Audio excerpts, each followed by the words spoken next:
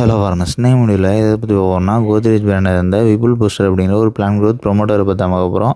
First இதில் என்ன technique இருக்குது அப்படின்னு பார்க்கும்போது ட்ரையோகாண்டனால் 0.1% இடபிள்யூ ஃபார்மேட்டில் இருக்குது. அதாவது எமுல்ஷன் இன் வாட்டர் அப்படின்னு சொல்லுவாங்க.